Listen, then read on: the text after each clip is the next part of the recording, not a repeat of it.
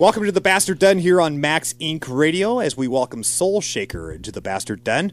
Adam, lead vocalist and harmonica player for Soul Shaker. That's Mott speaking his words there. And Scott is here with us too. What's up, guys? How you doing? Hey. Nice Hello. Welcome to the Bastard Den. Thanks for having us. So in your Reverb Nation, in the bio section there's a little line that says Soul Shaker creates music that is that commands attention by the way the undoubtable blues rock groove pure music mojo. Explain that a little bit, man. What does that mean, and how does that define the band? I mean, basically, our whole philosophy is trying to skim the cream of the crop from anything all the way back to old school blues songs, and then everything that was inspired by that up every era from then. We kind of are heavily rooted in the punchy, kind of gritty blues rock stuff of the 70s, and that's kind of what we're trying to allude to there is sort of pure mojo power, just punching you in the face sonically. And when you're on stage or even in the studio recording, do you bring that energy to the music itself and hope it bleeds over to the person's ears? I think hopefully it won't make their ears bleed. Yes, because it's good and loud, and we're unapologetic about it. As a matter of fact, we sell earplugs at our merch booth, and that's one of the more popular items. And Nice. it doesn't deter people. They put them in and get good and close. Just we go for that kind of naturally overdriven sound on the guitars, and so we just kind of bang it out, blow everybody's face off, and hopefully everybody's happy from the end of it. Nice. Cool. Scott, you, Brent, and Jason, you guys were in a band called Trinity James and the Big Bad, and you guys left that band, and you kind of kept writing and performing music and started sort of transitioning into a lot of the blues type music. Mm-hmm. What brought that on for you guys? Well, basically, it was the three of us, being in Trinity James and Big Bad. When Trinity, he left to Nashville to kind of continue his music career, and we felt, this is such a cool little core, and we want to keep writing it, and just because we like each other for one, which is hard to find a band that likes each other. Yeah. Hang out. Usually band members hate each other. Yeah, I mean, there's always like one guy. We actually hate each other. Yeah, so. I was just going to say, usually hosts of radio shows hate each other. Exactly. So we get along, and we feel like we're as a band we're good. We want to continue doing something musically, and so it's kind of a cool little thing because with Trinity he kind of like here's the song, learn it, and then he didn't say like you have to play this or that, but it was basically he brought the songs, we learn them. We never really brought our own songs in, so it's an opportunity for us to kind of write something we want to write about. And then, I think it was more Jason kind of brought the idea of, like, let's do something really bluesy.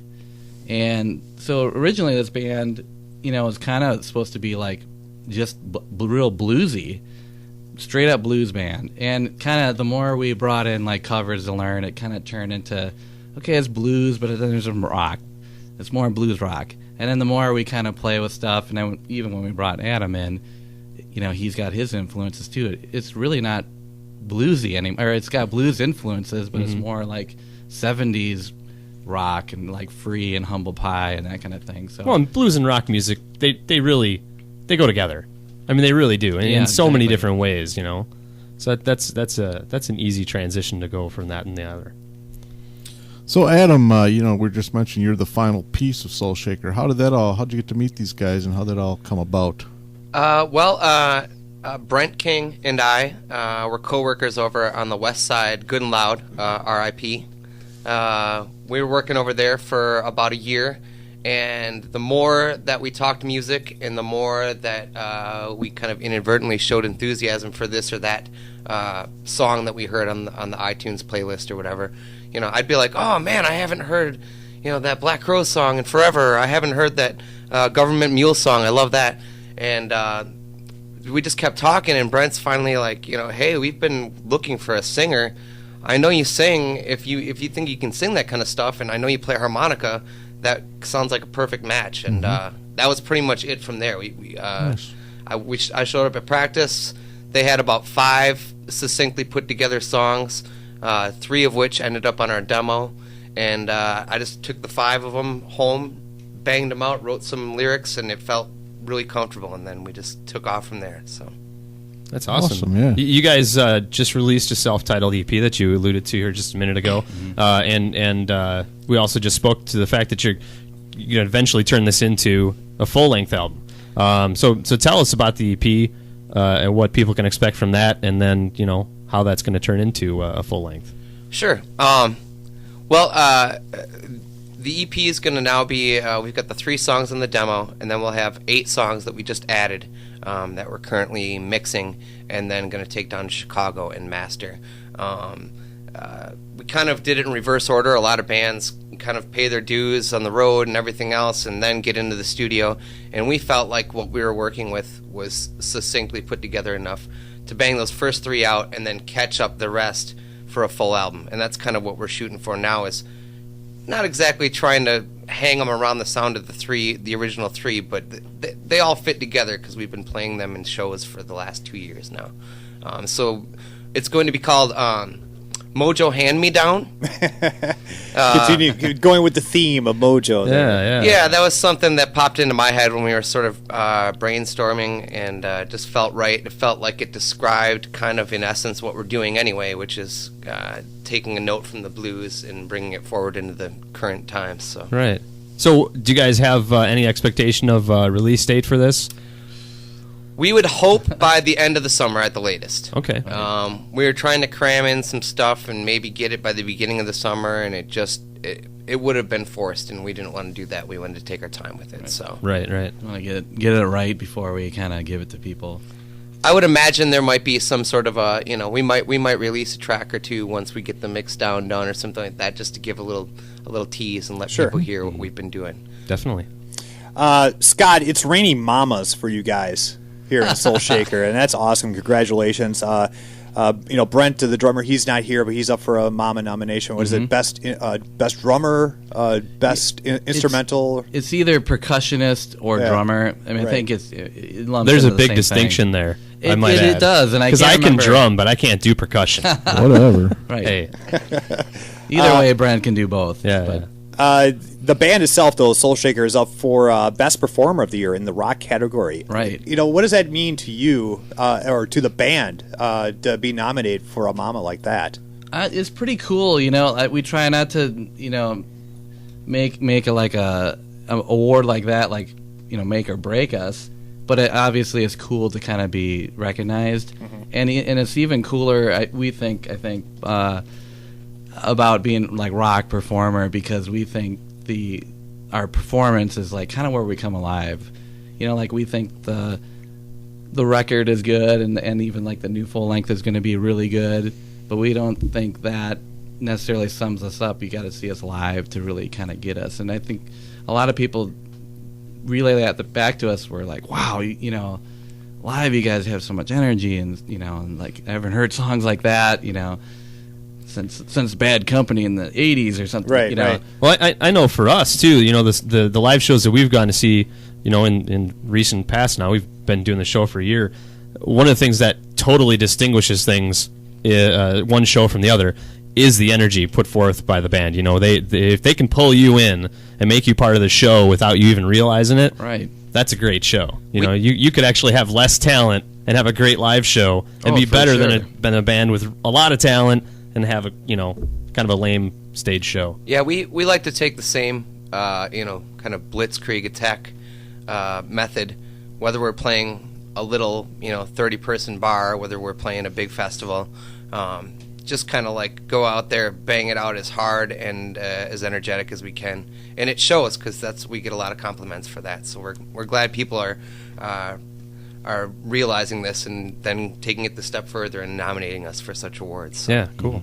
So, Adam, I'm a big fan of the harmonica, and you incorporate that into the band. When did you start playing, and how did that all? Did you pick that up younger age or what? I was probably about. About?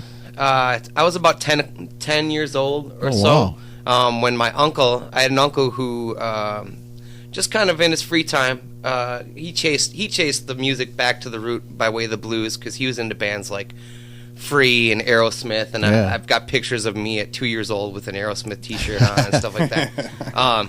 So my uncle was a big influence on that. I never really expected to be a musician. Harmonica ended up being my sort of segue to being a musician. At 12, my uncle gave me my first harmonica and a tape full of really great harmonica influence guys, to the likes of Sonny Terry and Brownie McGee and John Mayall and Magic Dick from Jay Giles Band. All these wonderful harmonica players that I sat and emulated from the time I used to walk around the schoolyard. Kind of, wow. I had lots of friends, but they just knew that's what I preferred to do. So I'd walk around grade school yards, just wailing away at the harmonica and trying to teach myself this or that. You ever get the harmonica taken away from the teacher? Try to play it in class or something like that? Disrupting the class? I might have. I can't remember if I got any specific repercussions from that. There might have been a couple incidents, where they're like, "Hey, put that thing away now." Finally. The Mama's happening on Saturday, June the 4th. I heard there's a station that might be represented there. Yeah, well, yeah. heard that I was, too. I was going to mention that. who that Max is. Inc. Radio, where we're going to be broadcasting live from the Mamas. And, Oh, fantastic! Yeah. right That's next to gonna the be cool. bar. We'll be right next Yeah. to the bar. Well, then we'll be right there too. We might even tend some bar. Who knows? Adam, one more thing about the harmonica. When you're writing lyrics for songs, or even coming up with harmonica, do the two kind of interweave with each other? I mean, do you guys? I mean, when you're writing a song lyric, do you think about the harmonica or vice versa? I don't think. If anything, I use the harmonica as sort of a bridge between what I'm doing vocally and what the band is doing musically. If I get as far as I feel I want to go within a vocal part, then the next logical step for me is to say, well, what else can I do to kind of fill in the gaps and butter the bread a little bit? So. Awesome. Nice. Where can Soul Shaker be seen? Where can the fans of Soul Shaker come out and see your show? Our next in-town gig is going to be at the High Noon Saloon. I believe we're playing with Droids Attack there. They're going to open for us, and we're playing from midnight on. And Actually, then I think Droids Attack is not playing. I'm sorry. I saw it. I just listed saw that this. way. They just canceled. It's Oh, that's right. It's Subatomic. Subatomic. Yep, I saw And that. the cool That's thing right. about this High Noon show, it's Faces for Radio's CD release party. Oh, okay. That's So right. that's pretty cool. We played with Faces for Radio a few times. They're a great bunch of guys, great band. Yeah, they're going to be in the Bastard Den here next week, the week after next. Oh, there's a good Right. segue. Yep. And we're also doing. We're going to be doing Bratfest on Sunday the 29th from 2 p.m. till 3 p.m. I don't know if there's a specific stage. I think it's like a Quan. I'm a lead Olin singer that way. I stage. don't know these Yeah. details. But that's our next two big ones in town. And then beyond that, I'm sure we've got a smattering. We're just kind of finally now pulling our head out of the cave from being in the studio Right, for the right. last couple months or so. I'm sure all that information, your tour dates and information where to get the EP and eventually the new CD coming out. What's your website? Yeah, check us out at www.shakemysoul.com, and that should get you to our website and access to purchase our demo through iTunes and whatnot, and Yep. all that good stuff. That's awesome, man. Here we go. We'll do something a little different here. We'll let you introduce the first song that we're going to play here on Max Inc. Radio's Soul Shaker. All right. First song on the demo is going to be High Horse.